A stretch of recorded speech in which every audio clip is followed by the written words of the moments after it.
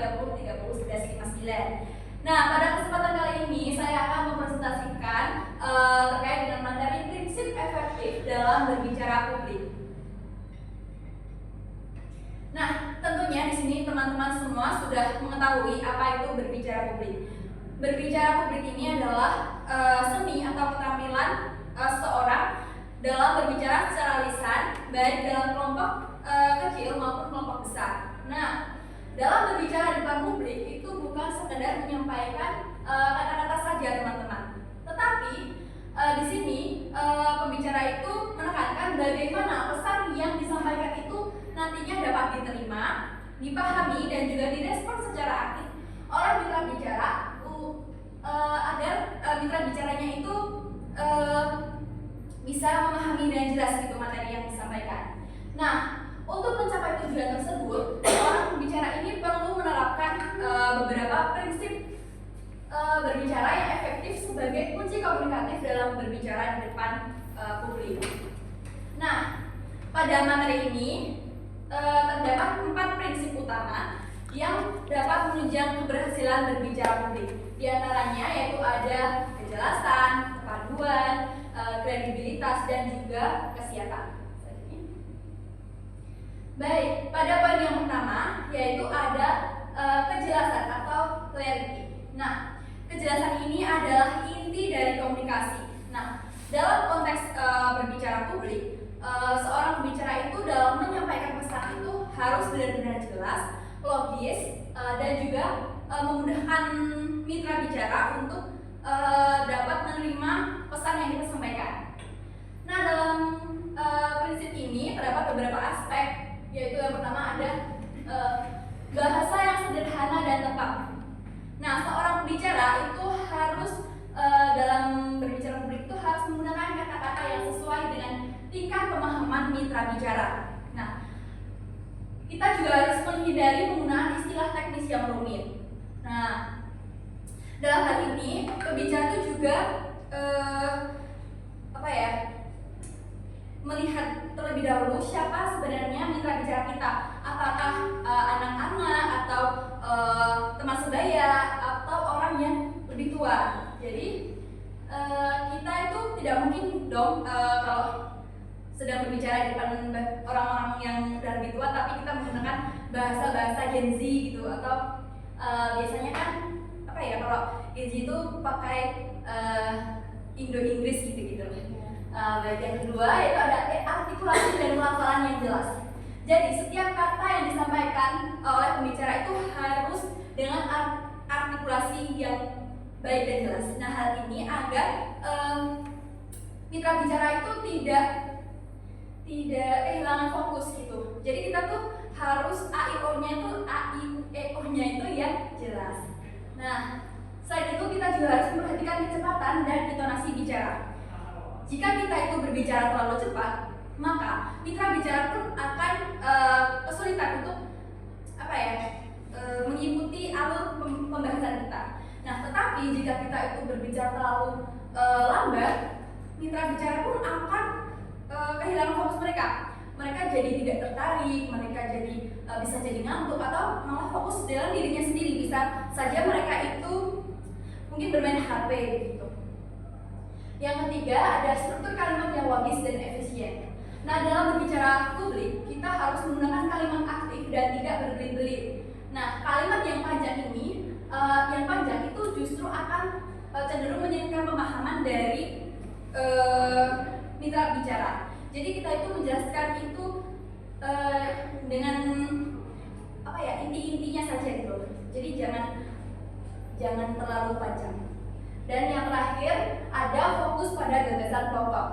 Nah, kita itu harus menghindari pembahasan yang melebar keluar topik utama. Jadi apa yang kita sampaikan itu yang cukup memuat materi yang akan kita sampaikan aja, jangan keluar dari konteks tersebut.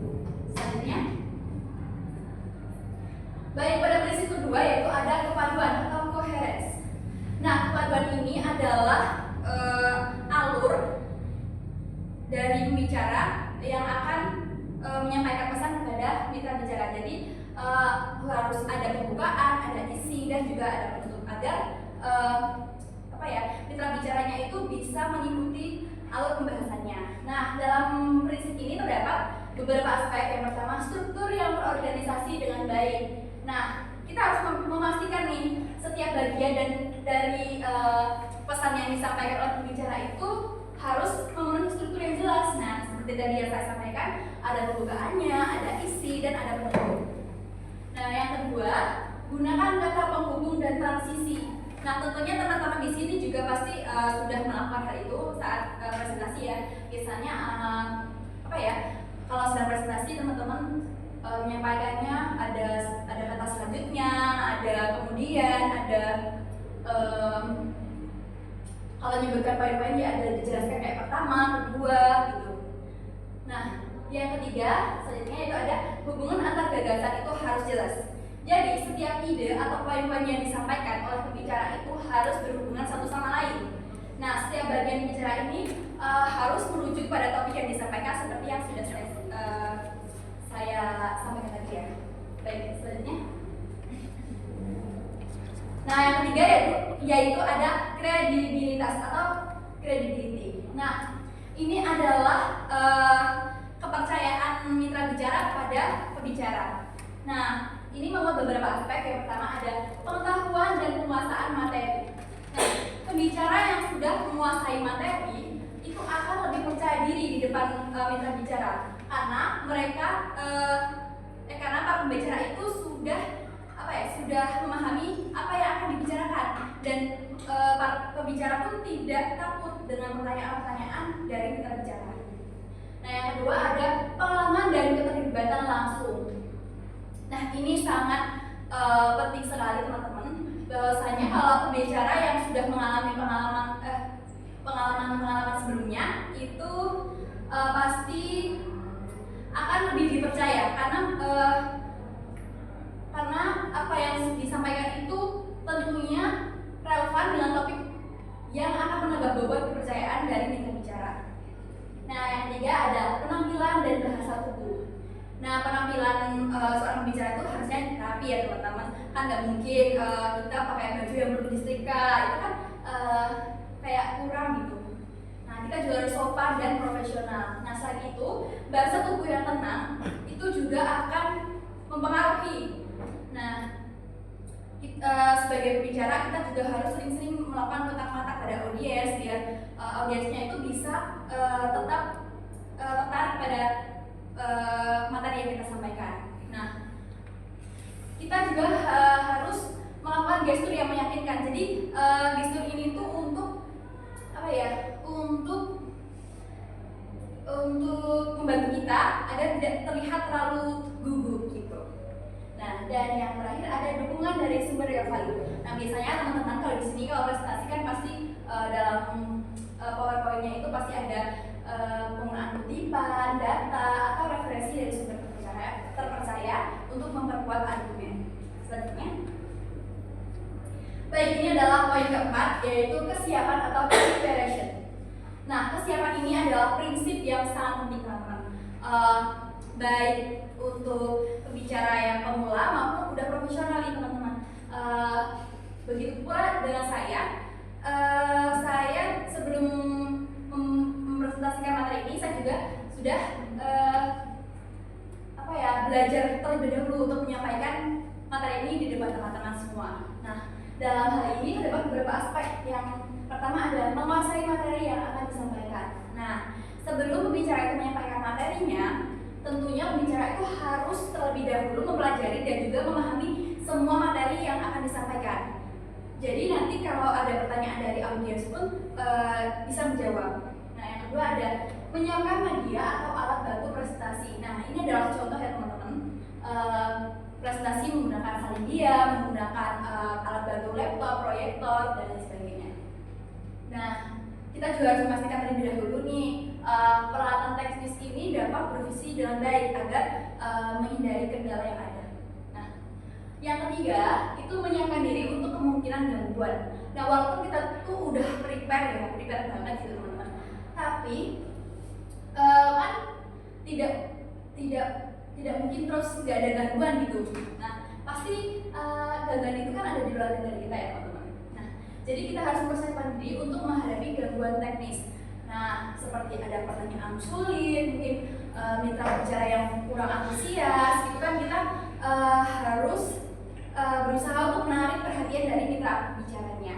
Nah, selain itu kita juga harus memiliki rencana cadangan, seperti kita harus, karena kita sudah menguasai materi, kita pun tidak hanya berpatok pada salin saja, untuk jaga-jaga jika listrik itu padam. Selanjutnya, alhamdulillah ini adalah yang terakhir, yaitu ada kesimpulan teman-teman. Nah, jadi dari materi ini dapat disimpulkan bahwa berbicara di depan publik itu merupakan keterampilan penting yang memerlukan penerapan prinsip-prinsip efektif. Nah, pembicara efektif ini adalah mereka yang tidak hanya mampu menyusun materi secara logis dan menarik, tetapi juga mampu untuk membangun koneksi emosional dengan mitra bicara melalui bahasa tubuh, intonasi, dan perhatian dari mitra bicara.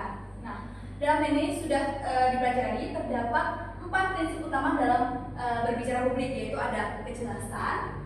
Kejelasan ini membantu penyampaian pesan agar lebih mudah dipahami oleh mitra bicara. Yang kedua ada keterpaduan, ini membantu penyampaian pesan menjadi lebih terstruktur.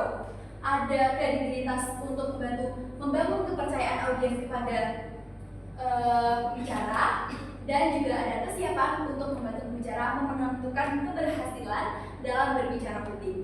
Nah, dengan menerapkan prinsip-prinsip tersebut, diharap kegiatan berbicara di depan publik ini akan berjalan dengan efektif dan efisien. Sekian materi yang dapat saya sampaikan. Semoga bisa bermanfaat. Sebelumnya, apakah ada yang ingin bertanya? Baik, silakan. Baik, terima kasih atas kesempatannya. Di sini izinkan saya untuk memperkenalkan diri terlebih dahulu. Perkenalkan, nama saya Alifia Kirarumi dengan NPM 2410301010. Nah, di sini saya izin bertanya Mbak Desni, sekiranya bagaimana sih cara tips and trik untuk menjaga prinsip keterpaduan dalam berbicara publik seperti itu? Terima kasih. Baik, terima kasih atas pertanyaannya Mbak Alivia. Jadi pertanyaannya adalah bagaimana tips and trik untuk menjaga kepaduan dalam berbicara publik. Nah, kalau menurut saya, sebelum pembicara itu menyampaikan materi atau pesan, kita tuh sebelumnya harus membuat struktur yang terorganisasi. Jadi mungkin sebelum pada saat menyampaikan materi itu harus ada pembukaannya, ada isi, dan juga ada penutupnya. Nah, selain itu dalam menyampaikan pesan atau materi, kita tuh juga bisa menyelipkan kata-kata hubung. Jadi seperti diseling kayak ada selanjutnya, atau saat menyebutkan poin-poin itu disebutkan ada poin pertama, poin kedua, begitu. Apakah cukup?